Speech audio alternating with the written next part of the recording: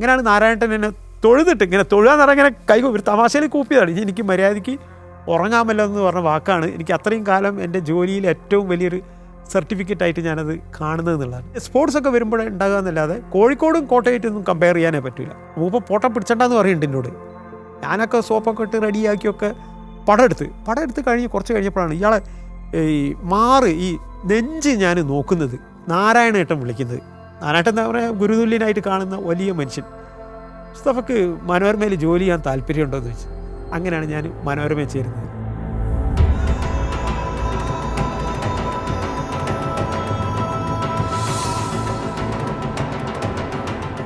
നാരായണേട്ടനെ അറിയപ്പെടുക എന്ന് പറഞ്ഞിട്ടുണ്ടെങ്കിൽ നാരായണേട്ടന് ഈ ഓഫീസിൽ നിന്ന് പറയുന്ന ജോലി അല്ലാതെ പുറത്ത് പോയിട്ട് എന്തെങ്കിലും എടുക്കുകയാണ്. ഇപ്പോൾ കേരളത്തിൻ്റെ പുറത്ത് പോയിട്ട് എടുക്കുന്ന ഒരു ഫോട്ടോഗ്രാഫറായിരുന്നു നാരായണേട്ടൻ. ഈ മനോരമ അയക്കുമായിരുന്നു, പല സ്ഥലത്തും അയക്കുമായിരുന്നു.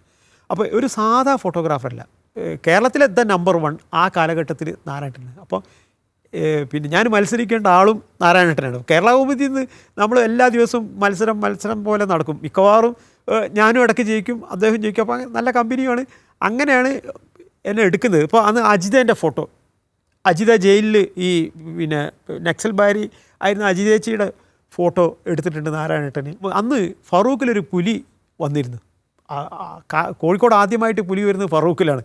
ഈ പുലി തെങ്ങിൻ്റെ മണ്ടയിൽ കയറിയിട്ട് അവിടെ ഇരുന്നു. അപ്പോൾ പിന്നെ അന്നൊന്നും ഞാൻ ഫോട്ടോഗ്രാഫർ അത്ര ആയിട്ടില്ല, ഞാൻ ചെറുപ്പം എൻ്റെ. അപ്പോൾ നാരായണേട്ടൻ എടുത്താൽ ഇപ്പോൾ തെങ്ങിൻ്റെ മണ്ടയിൽ നിന്ന് ഒരു താഴെ ഒരു ഫോട്ടോഗ്രാഫർ എടുക്കണമെങ്കിൽ കുറച്ച് പ്രയാസമാണ് കിട്ടണമെങ്കിൽ. അതിൻ്റെ ആംഗിൾ തന്നെ വളരെ വ്യത്യാസമാണ്, ഇങ്ങനെ വരും.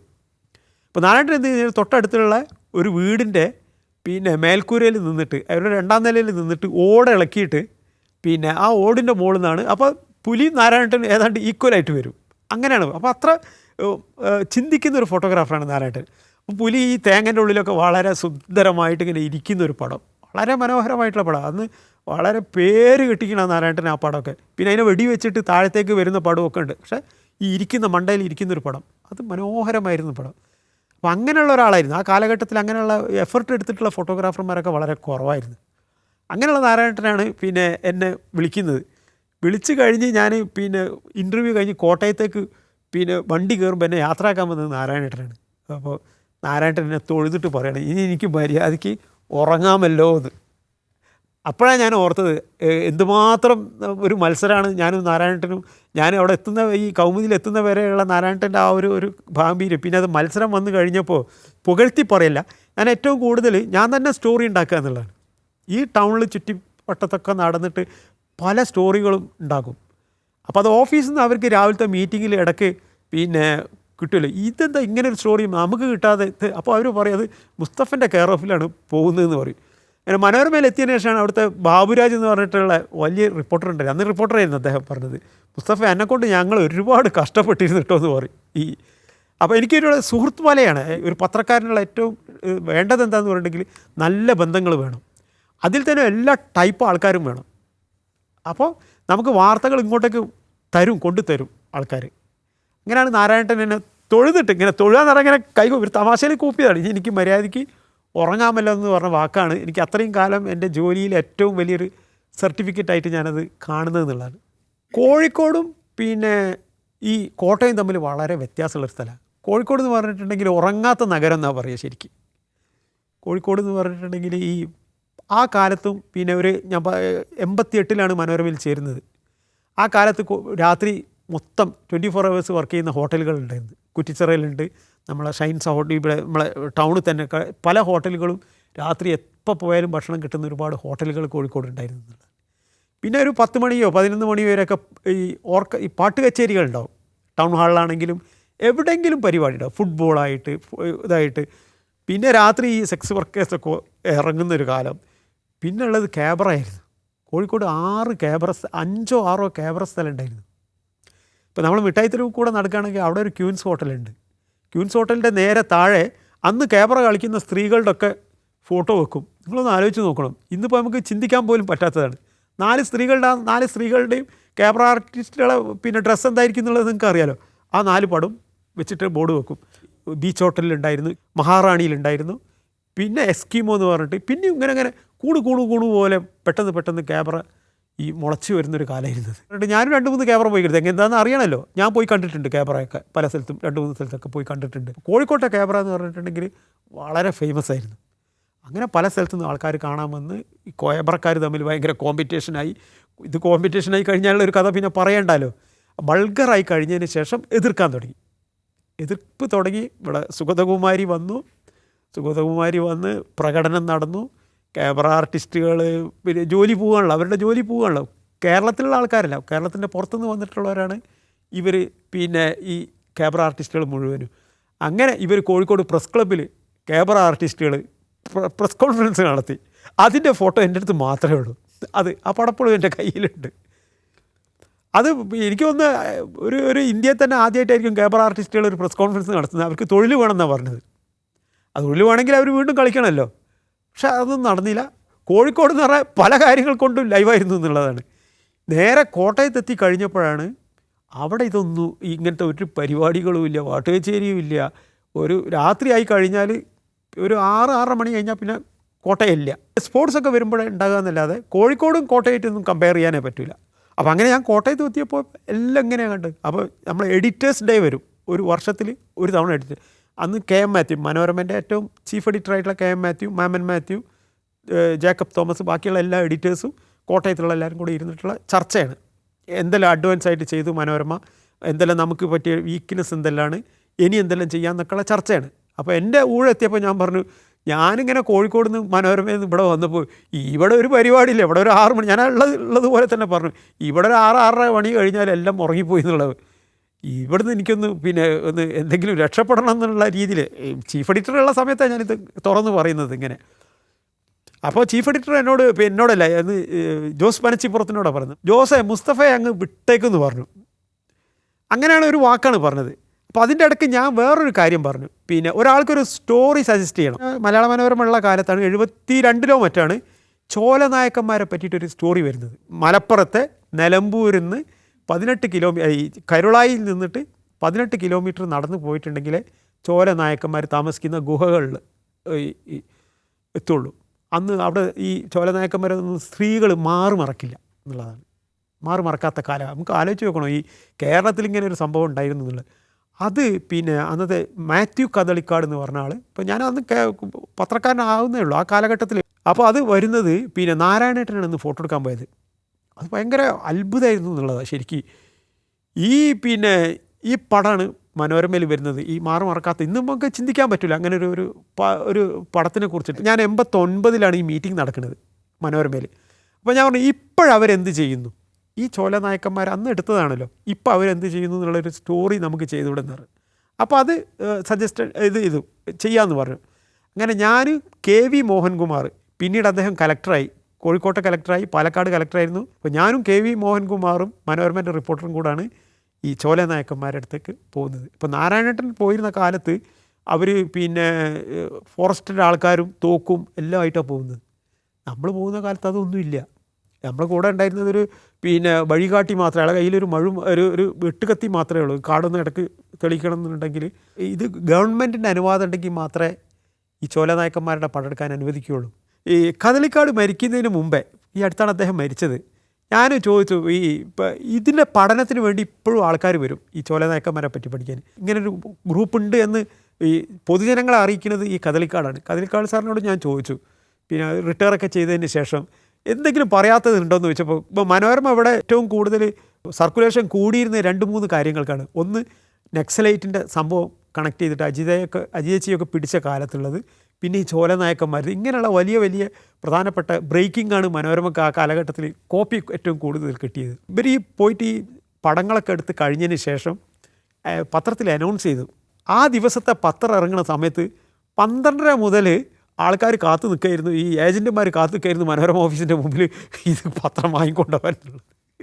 അത് ഈ മറക്കാത്തതുണ്ടെന്നൊക്കെ പറഞ്ഞിട്ടായിരിക്കും ഇവർ ഇത്രയും ആകാംക്ഷയോട് കൂടിയിട്ട് അവർ. ആ പത്രമൊക്കെ എൻ്റെ കയ്യിലുണ്ട് കേട്ടോ, ഇപ്പോഴും എൻ്റെ കയ്യിൽ. ഞാൻ കുട്ടികൾക്ക് ക്ലാസ് എടുക്കുമ്പോൾ ഞാനത് കാണിച്ചു കൊടുക്കാറുണ്ട്. ഇങ്ങനെ ആയിരുന്നു ഒരു കാലഘട്ടത്തിൽ പത്ര സ്വാതന്ത്ര്യം. ഇന്നിപ്പോൾ അത് പാടില്ല എന്ന് തന്നെയാണ് എൻ്റെ അഭിപ്രായം.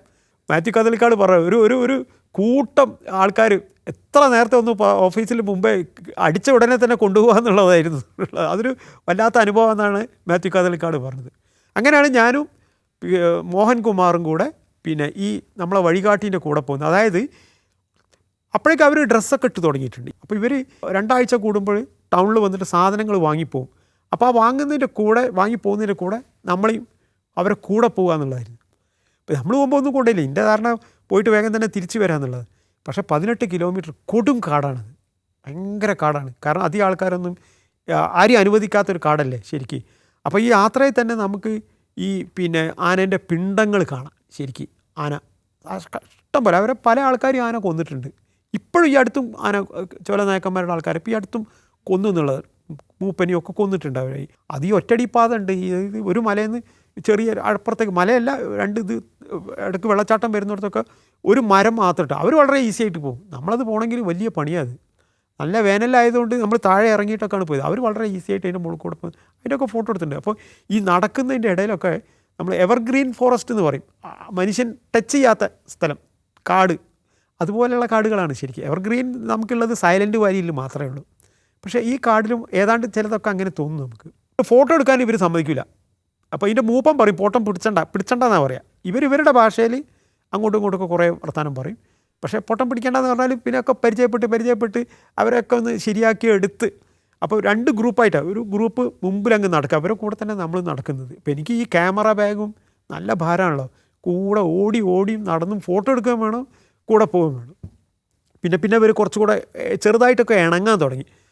അത് കഴിഞ്ഞ് ഈ വലിയ ഗ്യാങ്, ഈ ചെറുപ്പക്കാരുണ്ടല്ലോ, ഞാൻ പറഞ്ഞ മുമ്പ് മറക്കാതിരുന്ന സ്ത്രീയൊക്കെ ഈ ഗ്രൂപ്പിലുണ്ട്. അവരിപ്പോൾ ഡ്രസ്സൊക്കെ ഇട്ടിട്ടാണ്, അവരുടെ ഭർത്താവും ഒക്കെ ഈ ഗ്രൂപ്പിൽ തന്നെ ഉണ്ട്. അപ്പം പടെടുക്കുന്നതിൻ്റെ ഇടയ്ക്ക് ഇവരുടെ മൂപ്പനും ഭാര്യയും ഒരു ഭാഗത്തിരുന്നിട്ട് 2 പേരും കൂടെ ഒന്നിച്ച് വീഡിയോ വലിക്കുക. മൂപ്പൻ ഫോട്ടോ പിടിച്ചണ്ടെന്ന് പറയുന്നുണ്ട് എന്നോട്. ഞാനൊക്കെ സോപ്പൊക്കെ ഇട്ട് റെഡിയാക്കിയൊക്കെ പടമെടുത്ത് കുറച്ച് കഴിഞ്ഞപ്പോഴാണ് ഇയാളെ ഈ നെഞ്ച് ഞാൻ നോക്കുന്നത്. ഇയാൾ ഷർട്ട് ഇട്ടിട്ടില്ല, ഷർട്ട് ഇടാത്തതാണ് ഇയാൾ. നല്ല പ്രായം കാണും, എനിക്ക് തോന്നുന്നു ഒരു 70-72 വയസ്സോ മറ്റുണ്ടാവും അന്ന്. അപ്പോൾ നെഞ്ച് നോക്കിയപ്പോൾ മുഴുവൻ പാടുകളാണ്. ഇങ്ങനെ ഈ നമ്മളെ ഒരു വലിയ പരിക്ക് പറ്റി കഴിഞ്ഞിട്ട് ഉണങ്ങിക്കഴിഞ്ഞിട്ട് കുറേ കാലം കഴിഞ്ഞാൽ എങ്ങനെയാണോ മുഴുവൻ ഇറച്ചി ഇയാളെ ശരീരത്തിൽ ഈ കഴുത്തിൻ്റെ താഴെ ഈ കുറച്ച് മുതൽ വയറിൻ്റെ ഭാഗം വരെ മുഴുവൻ പാടുകളാണ്. അപ്പോൾ അങ്ങനോട് ഞാൻ ചോദിച്ചത് എന്താണെന്ന്. അപ്പോൾ അയാളുടെ ഒരു 35-ാമത്തെ വയസ്സിൽ കരടിയുമായിട്ടുള്ള മൽപ്പിടുത്തത്തിലുണ്ടായതാണ്. കരടി മാന്തിയാൽ നമ്മൾ പറയണില്ലേ, കരടിൻ്റെ നഖം ഏതാണ്ട് 2-2.5 ഇഞ്ചൊക്കെ വരും, നല്ല നഖ. അപ്പോൾ അതുകൊണ്ട് ശരിക്കും മാന്തി കഴിഞ്ഞാൽ നമ്മളെ കുടൽ വരെ എത്തുന്നത്, കുടലല്ല മരിച്ചു പോകും മനുഷ്യൻ. അപ്പോൾ ആ പിടുത്തത്തിൽ നിന്ന് അയാൾ രക്ഷപ്പെട്ടു. 2-3 മാസം മറ്റേ അയാൾ കിടന്നെന്ന് പറഞ്ഞു. ഈ കരടിയായിട്ടുള്ള മൽപ്പിടുത്തത്തിൽ ഇത്രയും പരിക്ക് പറ്റിയിട്ട് ഹോസ്പിറ്റലൊന്നും പോകാതെ ഈ കാട്ടിലെ പച്ചമരുന്ന് കൊണ്ടാണ് അത് മുഴുവൻ ഉണക്കിയതെന്നുള്ളത്. പടം കാണാം ശരിക്കും, പടത്തിൽ അത് മൊത്തം ഉണ്ട് അത്. അപ്പോൾ ഇവർക്കുള്ളൊരു വ്യത്യാസം എന്താണെന്ന് പറഞ്ഞിട്ടുണ്ടെങ്കിൽ, ദൂഷ്യം എന്താണെന്ന് പറഞ്ഞാൽ ഒരാൾക്ക് അറിയുന്ന പച്ചമരുന്ന് വേറൊരാൾക്ക് പറഞ്ഞു കൊടുക്കില്ല. ഇപ്പം ഞാനൊരു കാട്ടിൽ വേറൊരു ഗ്രൂപ്പിൻ്റെ കൂടെ ഈ നമ്മളെ ആദിവാസിയാണ് വഴി കാണിക്കാൻ കൊണ്ടുപോയത്, കണ്ണൂർ. അപ്പോൾ നമ്മളെ മുമ്പിൽ നടക്കുന്ന ഇയാൾ പിന്നെ കുറച്ച് ഒരു സ്ഥലം കഴിഞ്ഞിട്ടുണ്ടെങ്കിൽ ഒരു ഇല ഇങ്ങനെ പൊട്ടിച്ചിട്ട് മണപ്പിച്ചിട്ട് കാണിക്കും, ഈ നമ്മളുടെ മൂക്കിൽ വെച്ച് നോക്കും, ഇത് നോക്കുമെന്ന് പറയും. അപ്പോൾ അതിൽ എണ്ണേൻ്റെ ഒരു മണമായിരിക്കും, ചിലത് ഭയങ്കര വേറൊരു മണമായിരിക്കും, അങ്ങനെ അപ്പോൾ അത് ഏത് മരാന്നുള്ളത് കഴിഞ്ഞിട്ടേ പറഞ്ഞു തരുള്ളൂ. അപ്പോൾ അയാൾ പറഞ്ഞു എന്നോട്, ഞങ്ങളിത് ഒരിക്കലും പറഞ്ഞു കൊടുക്കില്ല. പിന്നെ അച്ഛൻ മക്കൾക്ക് വരെ വളരെ അപൂർവമായിട്ടൊക്കെയാണ് പറഞ്ഞു കൊടുക്കുക എന്നുള്ളത്. പക്ഷേ ഞാൻ പറയുന്നത് എന്താണെന്ന് പറഞ്ഞാൽ ആ ഒരു പ്രധാനപ്പെട്ട ഔഷധങ്ങളൊക്കെ നമുക്കിന്ന് നഷ്ടമായിപ്പോയി എന്നുള്ളതാണ്. പിന്നെ അവർ താമസിക്കുന്ന ഗുഹ എന്ന് പറഞ്ഞിട്ടുണ്ടെങ്കിൽ ഒരു അരുവിയുണ്ട്, വലിയ വെള്ളച്ചാട്ടമുണ്ട്. ആ വെള്ളച്ചാട്ടത്തിൻ്റെ മറുഭാഗത്താണ് അവർ താമസിക്കുന്നത്. അപ്പോൾ അത് അവർ കയറ്റിയില്ല അന്ന്. നിങ്ങൾ ഇവിടെ പുറത്ത് കിടന്നാൽ മതി, ഇതിൻ്റെ ഇപ്പുറം കിടന്നാൽ മതി, ഞങ്ങൾ അങ്ങോട്ടേക്ക് വന്നിട്ട് കിടക്കണം. ഇപ്പോൾ രാത്രിയായി കഴിഞ്ഞാൽ നമ്മളവിടെ ആ കാട്ടിൻ്റെ അകത്ത് കിടക്കേന് ഈ പിന്നെ സിംഹം ഒഴിച്ച് ബാക്കി എല്ലാ മൃഗങ്ങളും ഉണ്ട് അവിടെ. ഈ ആനയുടെ ശബ്ദം, ബാക്കിയുള്ള മൃഗങ്ങളുടെ, കാടായിട്ടുണ്ടെങ്കിൽ രാത്രിയായി കഴിഞ്ഞാൽ ചീവിടിൻ്റെ ശബ്ദം. അപ്പോൾ അന്ന് ശരിക്കും നമുക്ക് ഉറങ്ങാൻ പറ്റിയിട്ടില്ല. രാത്രി ഒരു 8-8:30 മണി കഴിഞ്ഞപ്പോൾ തണുപ്പും കൂടി, ഫുള്ള് മരങ്ങളല്ലേ. അപ്പം വിറച്ചിട്ടാണ് അന്ന് ഉറങ്ങിയത് ശരിക്കും. നമ്മളാകെ 3 ആൾ ഇവിടെ കുറേ അകലെ മറ്റേ ചോലനായക്കന്മാരാണ് താമസിക്കുന്നത്. അവരവരുടെ ഗുഹകളിലാണ്, അങ്ങോട്ടേക്കൊന്നും പോവില്ല. നമ്മളെ വേണമെങ്കിൽ ഡയറക്റ്റ് വന്നിട്ട് ആനക്ക് വേണമെങ്കിൽ പിടിച്ചു കൊണ്ടുപോകാൻ എന്നുള്ള രീതിയിലാണ് നമ്മൾ കിടക്കുന്നത്. പിറ്റേ ദിവസം രാവിലെ നേരം വെളുത്തപ്പം പിന്നെ അവർ കുറച്ചുകൂടെ നമ്മളുടെ ഒന്ന് അടുത്തു. അപ്പോൾ പിന്നെ അവരുടെ ഗുഹകളിലൊക്കെ നമ്മളെ കൊണ്ടുപോയി ഫോട്ടോ എടുക്കാനൊക്കെ അനുവദിച്ചു. എല്ലാവരും ഫോട്ടോ ഒക്കെ എടുത്ത് കഴിഞ്ഞതിന് ശേഷം നല്ല വിശപ്പുണ്ടായിരുന്നു ശരിക്കും. അപ്പോൾ അതിലൊരു ചെറുപ്പക്കാരൻ ചോദിച്ചു, തേൻ വേണമെന്ന് ചോദിച്ചു. ഞാൻ പറഞ്ഞു തേൻ വേണമെന്ന് പറഞ്ഞു. അങ്ങനെ അവന് ഒരു അരമണിക്കൂർ പുറത്ത് പോയിട്ട് ഈ ഏതോ മരത്തിൻ്റെ മുകളിൽ കയറിയിട്ട് ഒരു കൂടടക്കം ഒരു തേൻ ഒരു പാത്രത്തിലാക്കി കൊണ്ടു തന്നു. എൻ്റെ ജീവിതത്തിൽ ഞാൻ ഇത്ര ടേസ്റ്റുള്ള ഒരു തേൻ ഞാൻ കഴിച്ചിട്ടില്ല. ഞാൻ മോഹൻകുമാറും പറഞ്ഞത് അങ്ങനെ ഭയങ്കര ഫീലാണ് ആ ടേസ്റ്റ് ശരിക്കും. അങ്ങനെയുള്ള കുറേ അനുഭവങ്ങൾ നേരിട്ടിട്ടുണ്ടായിട്ടുണ്ട് എന്നുള്ളതാണ്. അതാണ് ചോലനായക്കന്മാരെ പിന്നെ ഞാൻ വീണ്ടും വീണ്ടും അവരെ പിന്നെ ഫോട്ടോ എടുത്തിട്ടുണ്ട്. വീണ്ടും കാട്ടിൻ്റെ അകത്ത് പോയിട്ടല്ല, ഇവരെല്ലാം കൂടെ പിന്നെ ഈ നമ്മളെ പ്ലാനറ്റോറിയത്തിൽ വന്നിരുന്നു.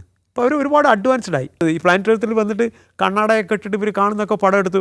അത് കഴിഞ്ഞിട്ട് പിന്നെ ഞാൻ ചോലനായക്കന്മാരുടെ പടം എടുക്കാൻ പോയത് രാഹുൽ ഗാന്ധി പിന്നെ MP ആയിട്ട് മത്സരിക്കുമ്പോൾ അവരുടെ പിന്നെ ഈ ഒരു ഭാഗം വരുന്നത് ചോലനായക്കന്മാരുടെ നിലമ്പൂർ ഭാഗം വരുന്നുണ്ട്. അവിടെയാണ് അവർക്ക് പ്രത്യേകമായിട്ട് ആദിവാസികൾക്ക് ചോലനായക്കന്മാർക്ക് മാത്രമായിട്ടൊരു ബൂത്തുണ്ട്. അവിടെ ഞാൻ പത്രത്തിൽ റിട്ടയർ ചെയ്തിട്ടുണ്ട്. ഈ റിട്ടയർ ചെയ്തിട്ടും ഞാൻ അവരുടെ പടം എടുക്കാൻ വേണ്ടി പോയി. പാസ്സൊന്നുമില്ല, പക്ഷേ ഞാൻ കയറി വേറെ പത്രക്കാരെ കൂടെ കയറി പടം എടുക്കുക ചെയ്തത്. ശരിക്കും അതൊരു വല്ലാത്ത അനുഭവമാണ്. രാഹുൽ ഗാന്ധിൻ്റെയും പ്രിയങ്ക ഗാന്ധിൻ്റെയും വോട്ടേഴ്സാണെന്നുള്ളതും കൂടെ ഓർക്കണം ഇവർ എന്നുള്ളത്.